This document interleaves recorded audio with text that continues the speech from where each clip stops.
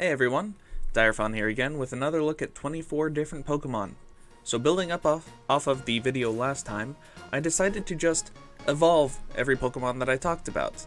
And because some of them were 1 stages, and because some of them will be 2 stages here, mostly the latter, I'll just change it to another line and then look at that. So there is a few breaks in what generation I'm looking at, but it's generally the same thing.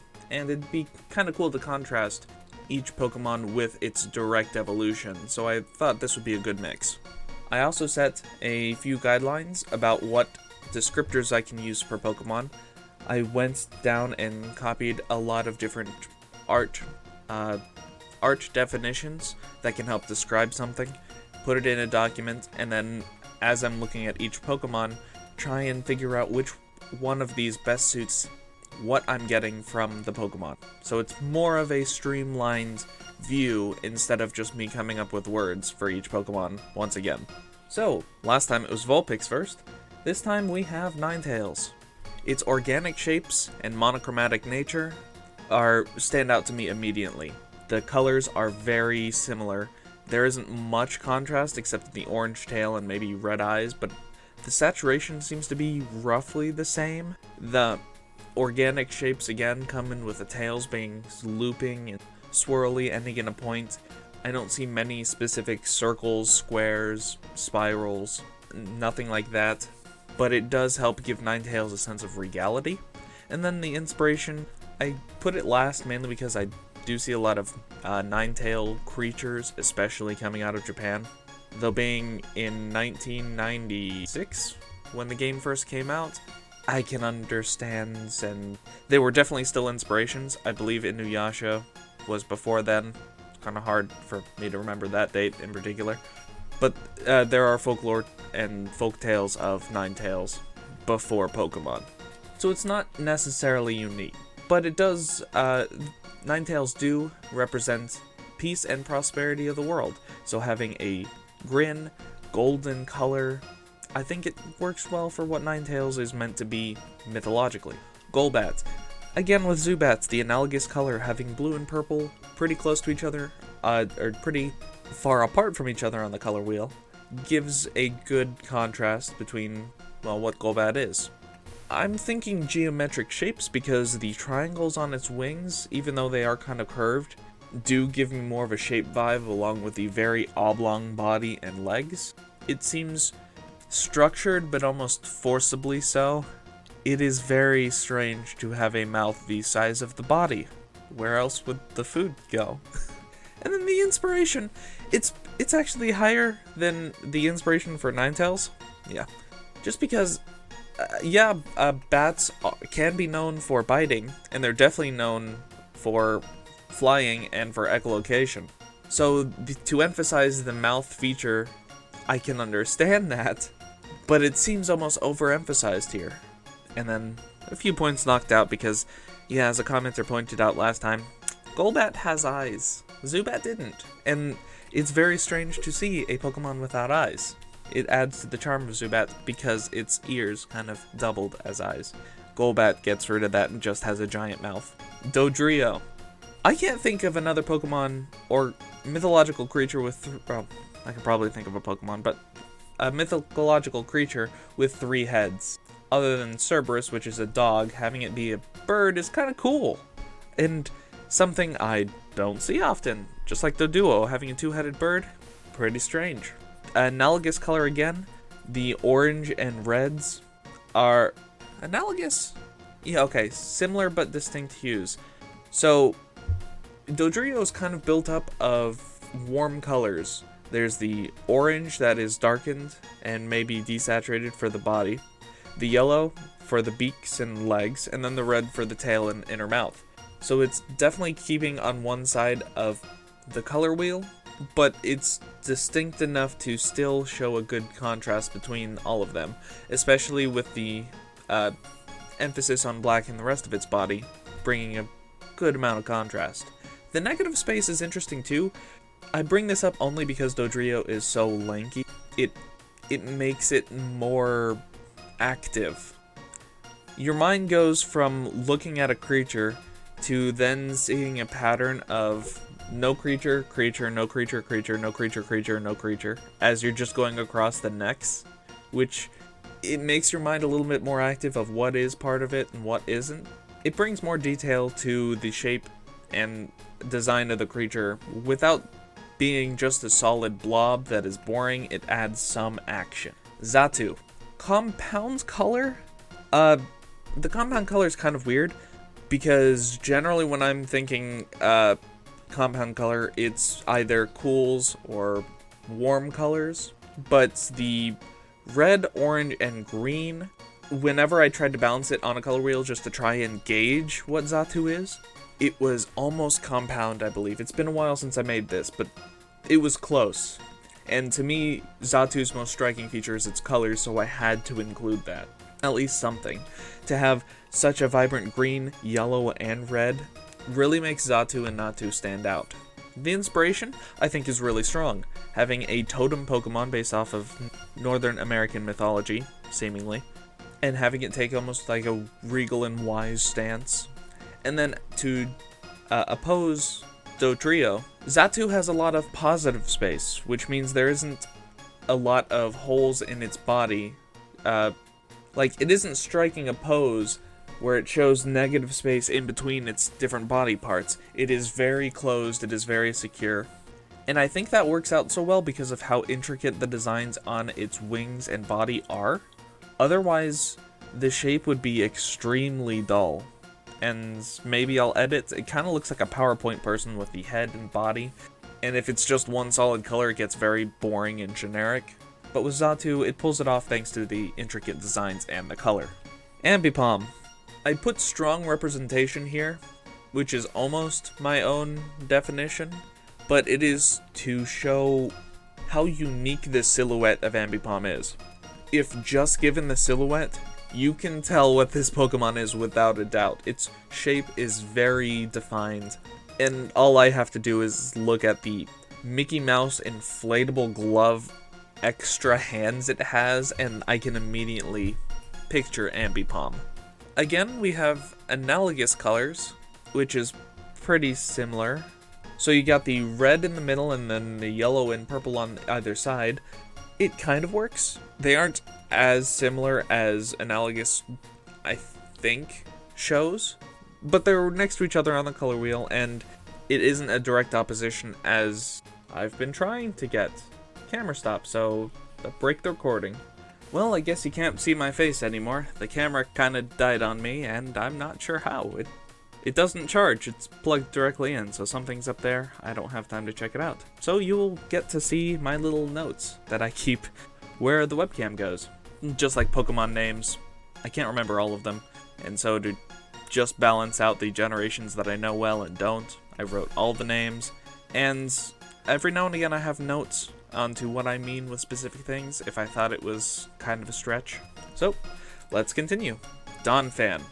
Its inspiration of a tire elephant is pretty interesting. I have never seen something like that, nor have I tried to think about an elephant being fast.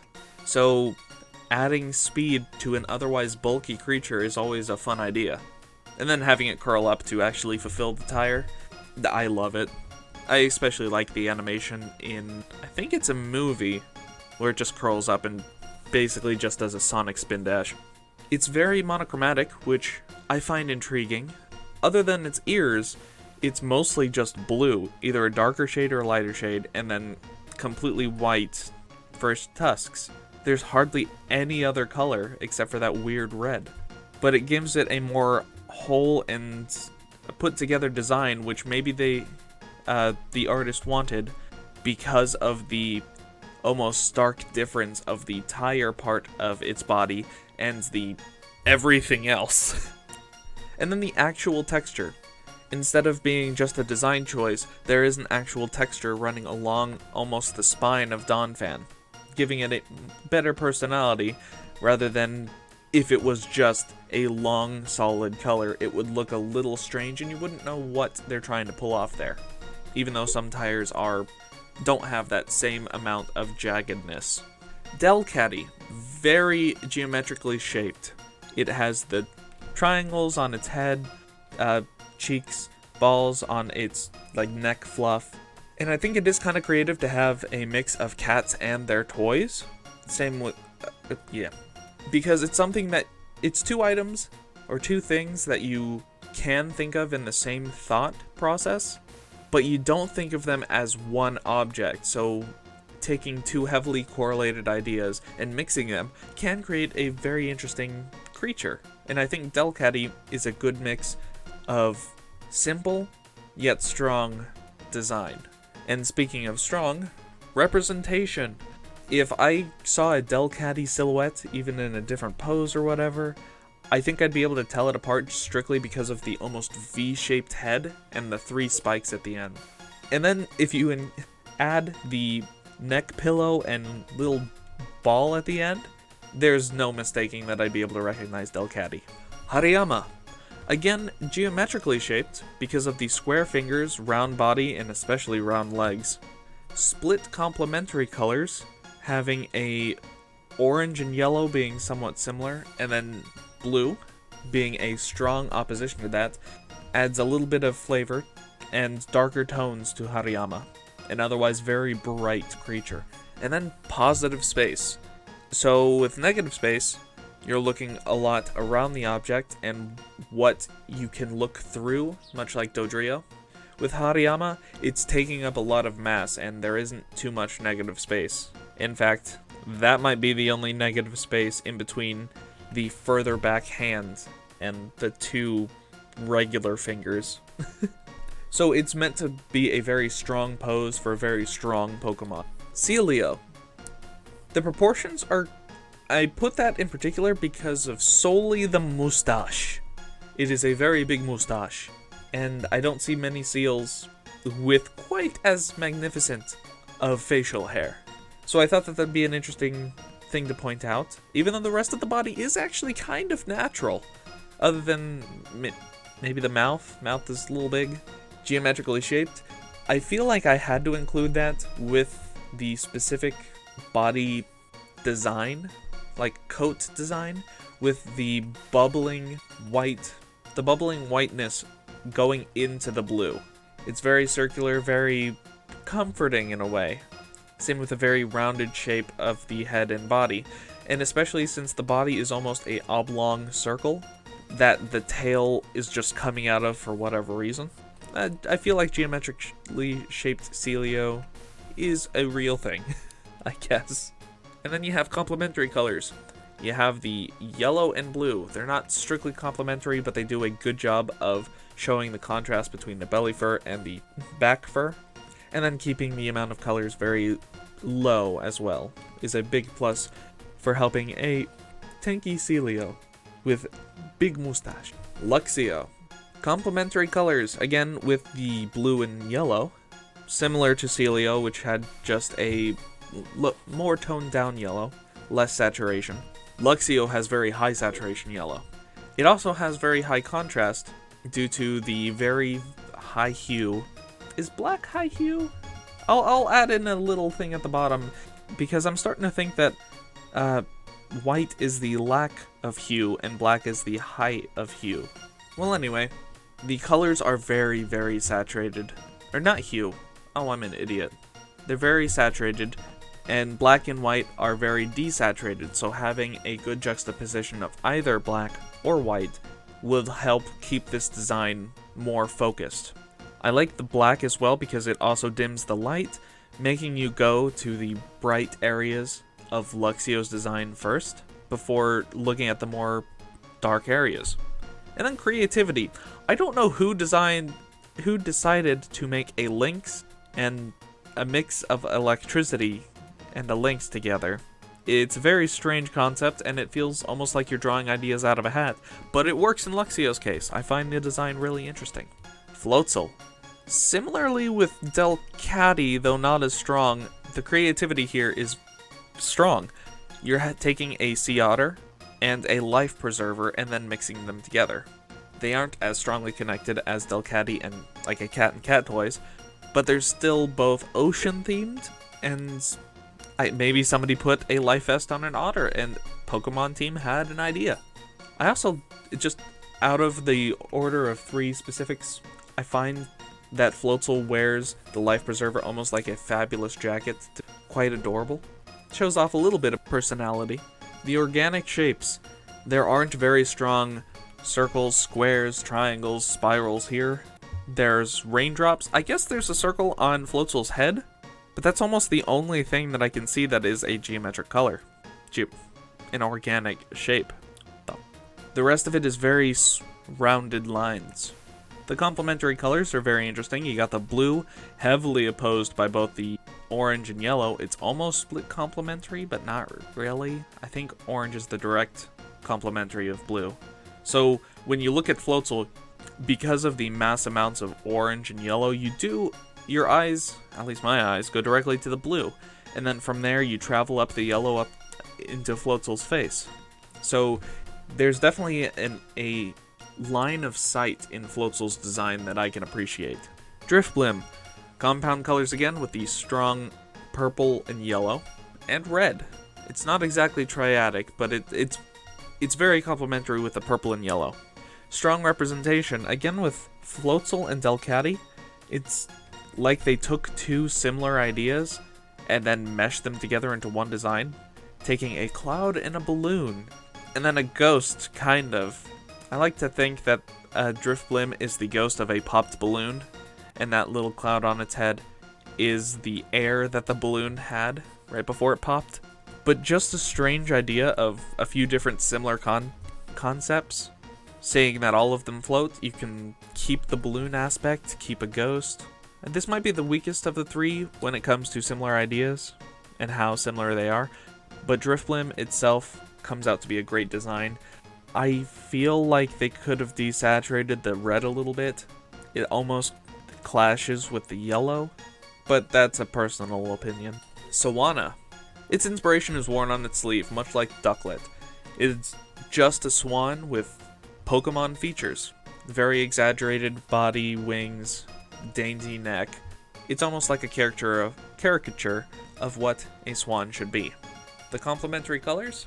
Again, it's just a tiny amount of yellow and almost a tiny amount of blue, but I think the breast feathers and feet are both a blue, which again brings a pretty good line of sight in Swanna, taking you from the beak, which is highly saturated, down to the breast feathers, which is less so, and then down to the feet, which is even less so. And then the organic shapes, once again, very swirly designs, not too many shapes, brings a more unique and regal feature to Swanna. Galvantula.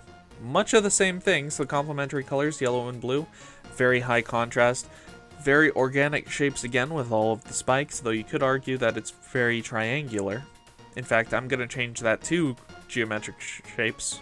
I'm not sure what I was thinking about before, because there is a lot of triangles and its body is made up of circles.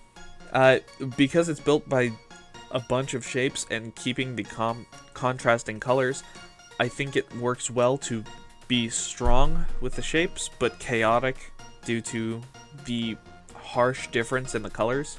Even though the blue is less saturated than the yellow, there's still that good contrast. And I think Pokemon leans so heavily with the blue and yellow because of that connection that it seems to give each Pokemon with that color scheme more energy. And then the negative space. You can see in between its legs and its mandibles. There is a sense of a more complex design here, and it's not just because of the complex designs and chaotic coloring. It is also because the negative space adds just so much more. Galvantula seems to be a very energetic creature just by this look alone. I don't think I've ever heard this Pokemon said, so Darmanitan, I think? Darmanitan? I find the idea that it's multiform to be any multiform is going to be important. I'll start off with that. In fact, I added a few different things. In particular for this series in particular. Multiform being one of them, and I gave it a definition. If it's not a central mechanic supporting the design, it's not needed. Central mechanic or supporting the design, it is not needed. So, to have a Darumaka go from a very statue creature, which it really is, to a very energetic one, I find that energy contrast weird, But I think the most common Darumaka is red, so it almost splits the concept of a Darumaka into two creatures without having a split evolution, which I think could have worked better, maybe. But then both of them are still heavily represented by geometric shapes, having the swirls at the end of the eyebrows for the active version, very diamond eyes around, well, each eye for both creatures, jagged teeth versus a square nose, circular designs on its chest, square fingers in both. It feels very strong, and I do like its inspiration.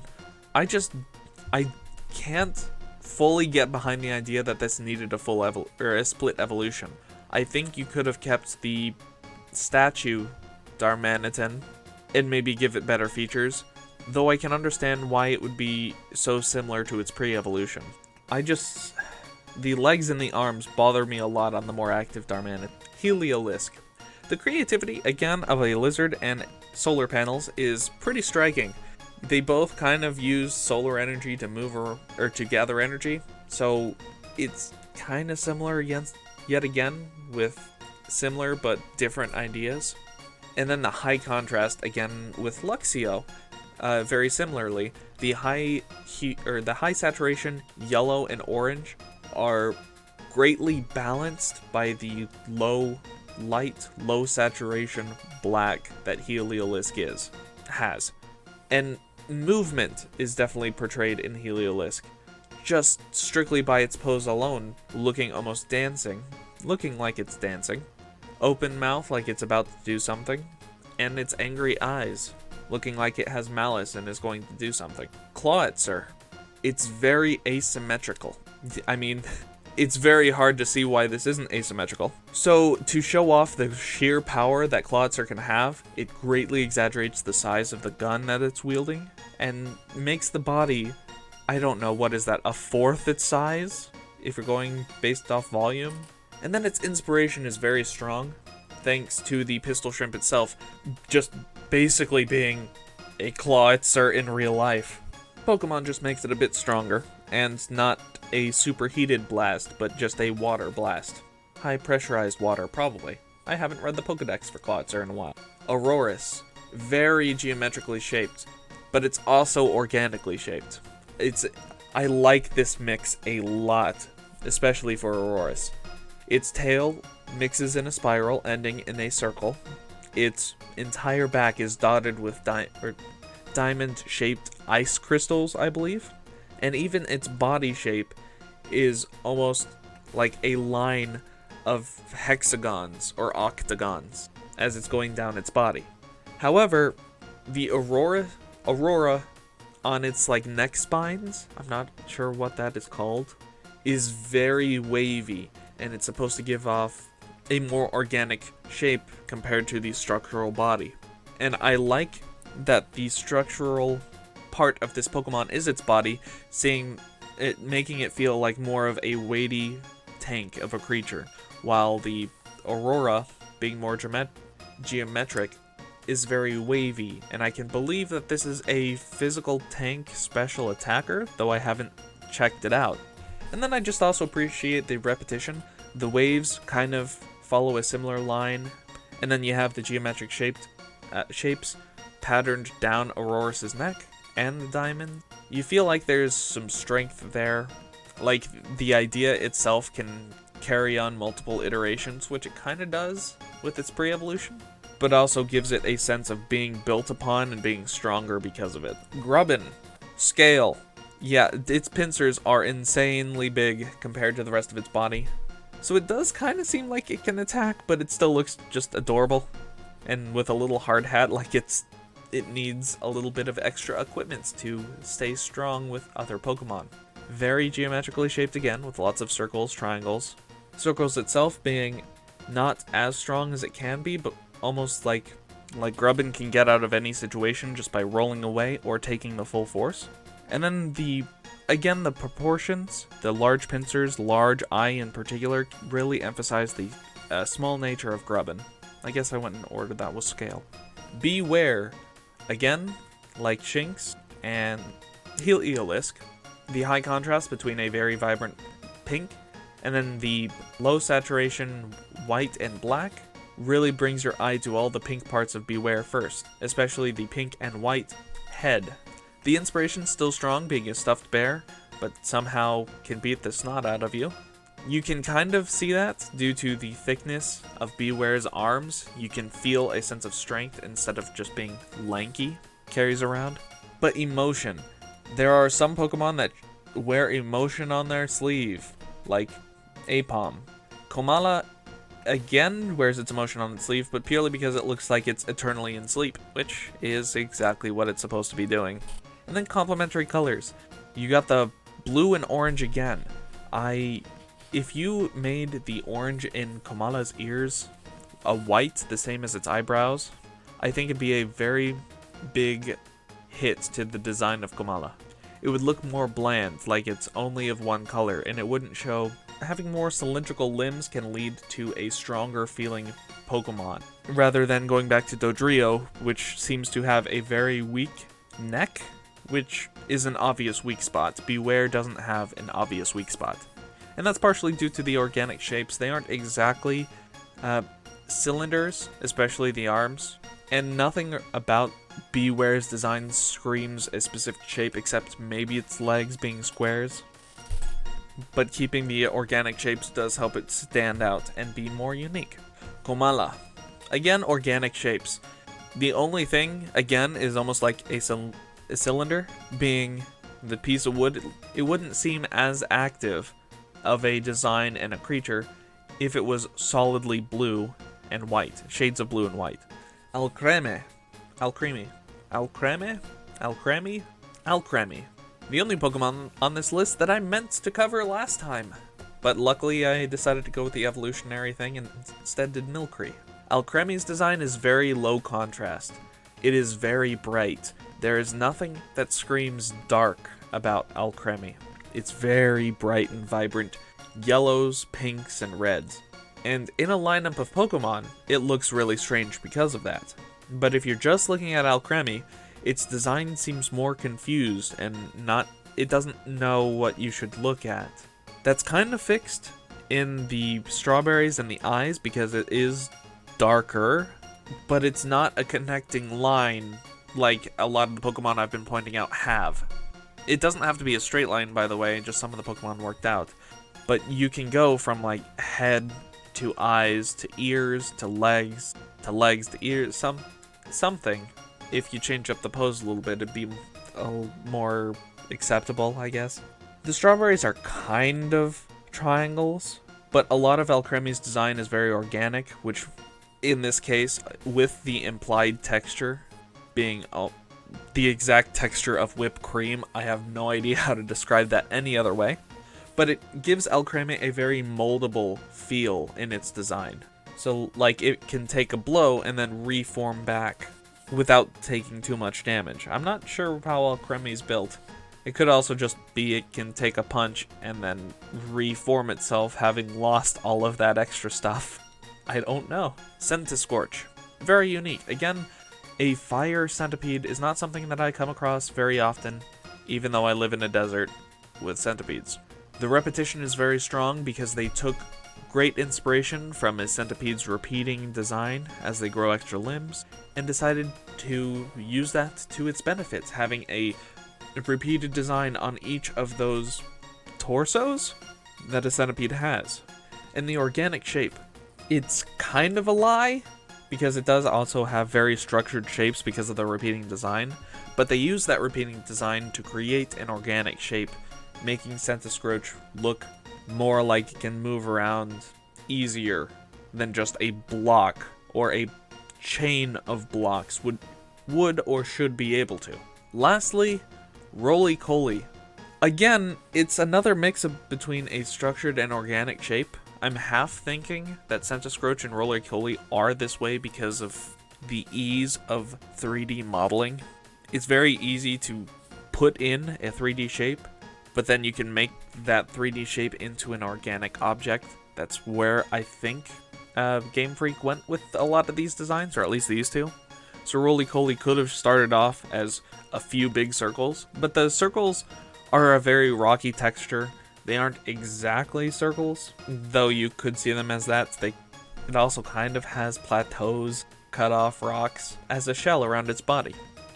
Because of that shell, it also gives it a very interesting texture. You could pick it up, and if you picked up Roly-Coly, you can imagine what it would feel like, giving the design a very tactful, helping the design hit another sense, like you could touch it and feel it. And then just for the side note, there is no question about where your should eye go when looking at Roly-Coly. The only bit of saturation is its eye. So your eye goes directly to it, and you can see that it is, instead of a rock, a living creature, kind of. And then movement. It looks like it can roll around, but I'm pretty sure Roly-Coly is like a wheel, and its lower half moves, while its outer shell doesn't. I don't get that exactly from its design, though I can kind of see it. It looks more like it would just roll around to move, instead of rolling around it as a wheel to move. Well, that's all I had for today.